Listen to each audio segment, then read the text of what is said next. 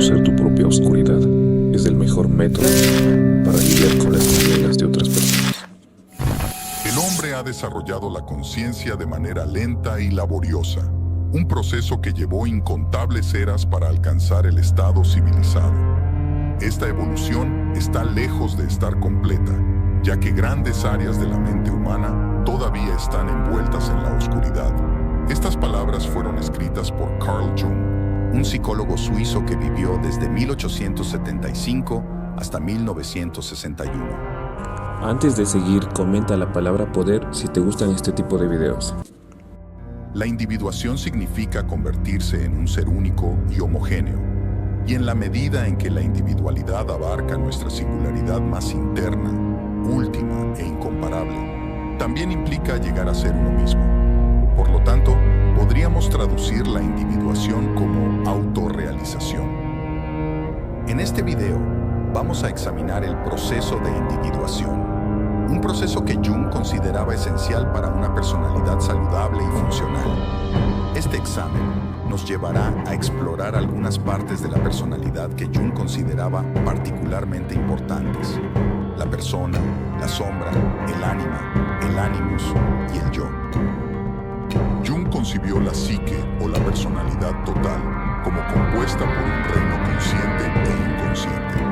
Dividió el reino inconsciente en el inconsciente personal y el inconsciente colectivo.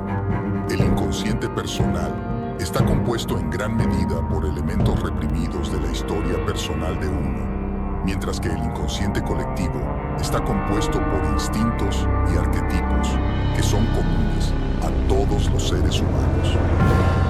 Los arquetipos pueden ser vistos como estructuras cognitivas evolucionadas que influyen en las emociones, pensamientos y comportamientos. Proporcionan estructura a diferentes partes de la psique, y esta funciona óptimamente cuando existe un equilibrio armónico entre estas partes. Por desgracia, según Jung, pocas personas funcionan de manera óptima. Más bien, la mayoría sufre de desequilibrios, donde algunas partes de su personalidad sufren de inflación o sobreexpresión en la conciencia, mientras que otras partes sufren de deflación o subdesarrollo, careciendo de una expresión y conciencia adecuadas. Tal como escribió: uno no alcanza la iluminación fantaseando sobre la luz, sino haciendo consciente la oscuridad. Jung creía que estos desequilibrios a menudo conducen al desarrollo de neurosis y a una falta de vitalidad en la vida. Trabajar para lograr una expresión adecuada de los diversos elementos arquetípicos de la personalidad, al confrontar los contenidos del inconsciente y así obtener autoconocimiento, es el propósito del proceso de individuación. Es importante señalar que este proceso ocurre espontáneamente si no se encuentra impedido, ya que los contenidos del inconsciente naturalmente buscan una expresión externa en el mundo. Como lo expresó Jung, todo en el inconsciente busca una manifestación externa. Sin embargo, el problema es que, aunque natural, la mayoría de las personas quedan estancadas en varias etapas del proceso de individuación, ya que no pueden integrar adecuadamente en la conciencia ciertos elementos del inconsciente. ¿Cómo promover dicha integración cuando no ocurre naturalmente? Fue una pregunta de profunda preocupación para Jung. A través de su análisis de pacientes, investigación y experiencia personal, llegó a la idea de que los sueños ofrecen la mayor oportunidad para acceder al inconsciente. Como él lo expresó, los sueños son productos imparciales y espontáneos de la psique inconsciente, fuera del control de la voluntad. Los sueños son puros en su naturaleza, nos muestran la verdad natural sin adornos y por lo tanto están equipados como nada más. Para reconectar con nuestra verdadera naturaleza humana, Jung destacaba la importancia terapéutica del análisis de los sueños. Al registrar y analizar nuestros sueños, buscando su significado y relevancia, podemos restablecer nuestro equilibrio psicológico. Como Jung escribió, la función principal de los sueños es intentar restablecer nuestro equilibrio psicológico. No obstante, el análisis de los sueños no es sencillo debido a su naturaleza confusa y al hecho de que a menudo expresan material difícil de incorporar en la conciencia. Por lo tanto, la interpretación de los sueños debe ser vista como una habilidad que se adquiere con la práctica y se mejora con la comprensión de algunos arquetipos importantes. Antes de examinar algunos arquetipos que suelen estar subdesarrollados y que pueden manifestarse en los sueños, es esencial entender primero la persona. En la Roma antigua, la palabra persona se usaba para referirse a una máscara usada por un actor. De manera similar, en la psicología junguiana, la persona representa las máscaras sociales que usamos en nuestras interacciones con los demás. Es decir, representa la personalidad que mostramos al mundo. Aunque la persona es crucial para la interacción social y la vida comunitaria, los problemas surgen cuando nos identificamos demasiado con nuestra persona. Como escribe Jung, fundamentalmente, la persona no es nada real. Es un compromiso entre el individuo y la sociedad sobre cómo debe parecer una persona. Se establece un objetivo, se gana un título, se representa un cargo. En cierto sentido, todo esto es real, pero en relación con la individualidad esencial de la persona, es solo una realidad secundaria, un producto del compromiso, en el cual otros a menudo tienen una mayor participación que él. La persona es una apariencia, una bidimensionalidad. La mayoría de las personas sufren de inflación de la persona, lo que significa que se identifican demasiado con sus máscaras sociales, en detrimento de otras áreas importantes de la psique. Durante el proceso de individuación, debemos darnos cuenta de que la persona no es la totalidad de nuestro ser, sino solo una pequeña parte de una personalidad mucho más amplia. Esta realización se logra al sumergirse en el inconsciente y extraer de él los ricos y significativos contenidos manifestados por los arquetipos. La primera etapa en la exploración del inconsciente, según Jung, es un encuentro con el arquetipo de la sombra. A lo largo de la vida, ciertos rasgos de personalidad provocan retroalimentación negativa e incluso castigo por parte de otros. Esta retroalimentación negativa genera ansiedad, lo que resulta en que estos rasgos sean reprimidos hacia el inconsciente, donde forman la sombra, el lado oscuro de la personalidad. Ser consciente de la sombra e integrarla en la conciencia es un esfuerzo difícil y a veces heroico, pero no hacerlo puede causar caos en nuestra vida. En la oscuridad del inconsciente, la sombra no es impotente, influye en nuestras emociones, pensamientos y comportamientos, de manera que escapa al control consciente. A menudo, la sombra se manifiesta a través de proyecciones, donde en lugar de ver los elementos desagradables de la sombra dentro de nosotros mismos, los proyectamos en los demás. Traer estos elementos de la sombra a la luz de la conciencia es crucial si queremos corregir algunos de nuestros aspectos menos deseables.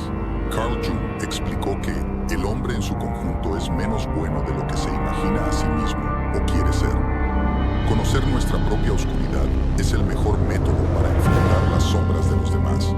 Si una inferioridad es consciente, siempre hay una oportunidad de corregirla, pero si está reprimida y aislada de la conciencia, nunca se corrige. Según Jung, la sombra no está compuesta solo de rasgos negativos. En el proceso de identificación excesiva con la persona, a menudo rechazamos rasgos de personalidad no porque sean dañinos, sino porque no encajan con las actitudes sociales dominantes del momento.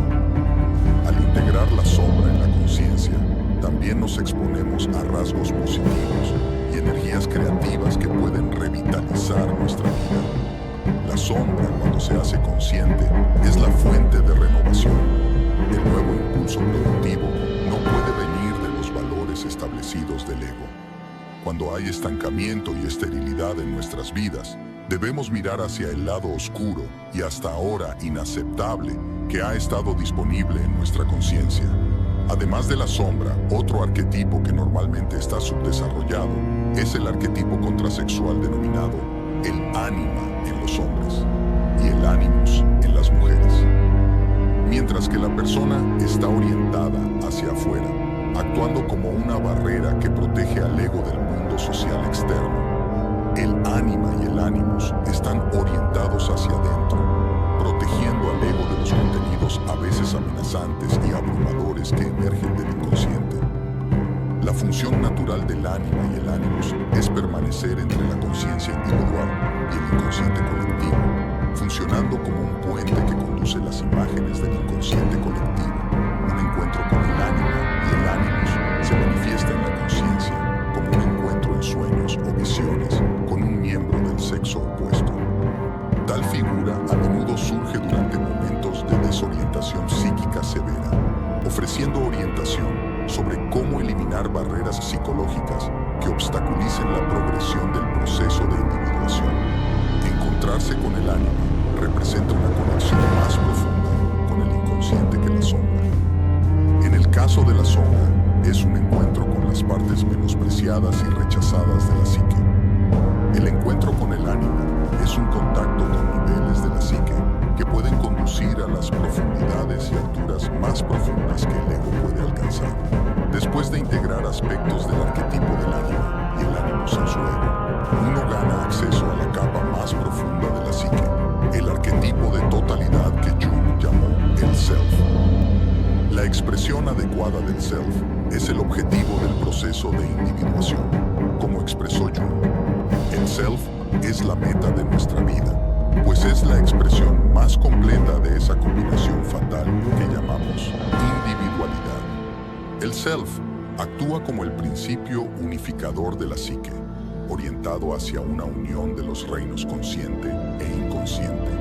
Jung observó que, cuanto más numerosos y significativos sean los contenidos inconscientes asimilados al ego, más se aproximará el ego al Self. A medida que uno se identifica más con el Self, se notará un mayor sentido de armonía tanto dentro de sí mismo como con el mundo. Jung consideró que la conexión con el Self es tan importante que en diversas ocasiones lo describió como un tesoro que nos haría independientes y un vínculo con lo infinito. Jung llegó a la existencia del Self explorando la universalidad de símbolos, como el cuaternario en el mandala. Los mandalas, dijo Jung, son la expresión psicológica de la totalidad del Self.